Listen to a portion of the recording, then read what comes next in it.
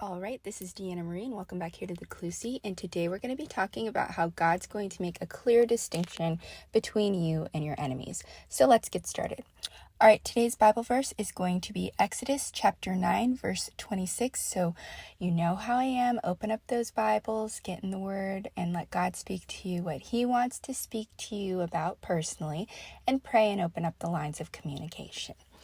Okay, this Bible verse right here, it is discussing how Moses has had to go back and tell Pharaoh to let his people go, and God's been plaguing this Egypt with some plagues to try to get him to let the people of Israel go, right? He's not listening. But at this point right here, this plague, God starts making a distinction between the people of Israel and the people of Egypt. Now, before, everybody was being affected by everything, okay? If there was a plague and all the water turned to blood, that also affected, the Israelites too a little bit.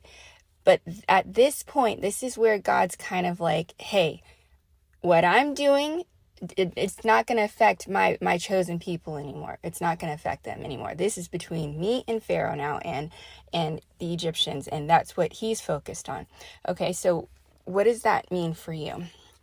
Whenever God starts to enact judgment on your enemies, like people that do really mean things to you for no reason, whether it could be something like somebody stole something from you at work, or somebody's taking credit for all of the stuff that you're doing at work, and you're doing 10 people's job, you're one person, and then somebody else is just taking credit for it. Okay, it could be maybe you were cheated on and the person committed adultery and then ran off and tried to pretend like they did nothing wrong. It could be anything, okay? Whenever that happens to you and God ends up doing the law of sowing and reaping, karma, whatever you want to call it, it gets to a point where in the beginning, people can't really tell a difference between what's really going on, right? It all kind of blends the same. You're going to get a little bit of backlash from what's going on, right? If somebody's taking credit for what you're doing at work, they're going to, maybe put more work on you or do this or do that. And so nothing's really changing, okay? You're being affected by that person's nonsense with God, right?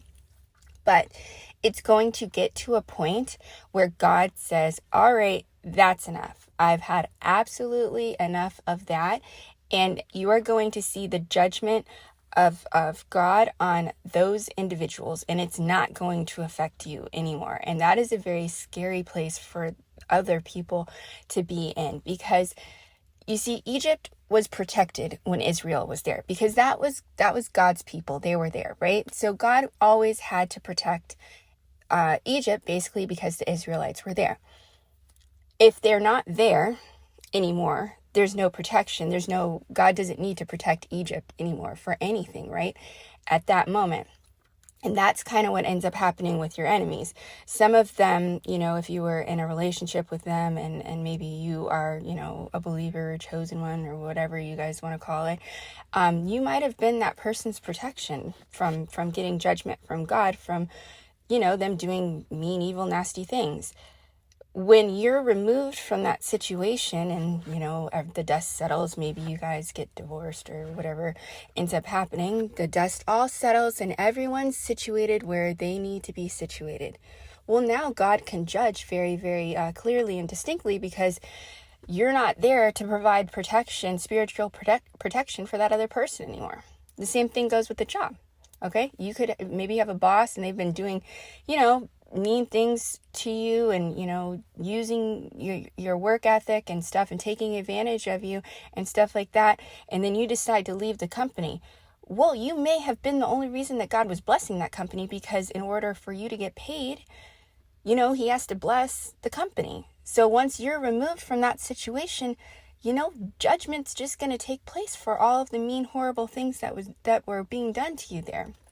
And you can use that in anything.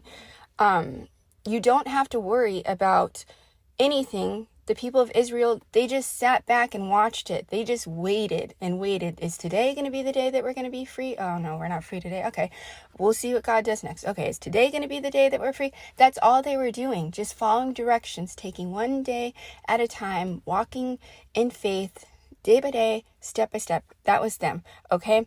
It doesn't, what God's doing to your enemies, what God's doing to your former boss, what God's doing to any of the people that chose to do mean, nasty, foul things to you, doesn't have anything to do with you. You may see it, you may hear about it, you may not. It doesn't matter, because you are going to the promised land. What God dealing with Pharaoh, that's not Israel's future. Israel's future is in the promised land. And that's your future. Your job shouldn't be to be worrying about, is the judgment coming today? Oh, this happened to them. Oh, it's starting. It's not starting. No. You know what you should be doing? Packing your bags, just like the Israelites, and getting ready to go to the promised land. That's what God wants you to do. He doesn't need you to be watching any of that stuff, okay? So, think about that, all right? So, like, share, subscribe, and comment as always, and I will see you guys back here next time.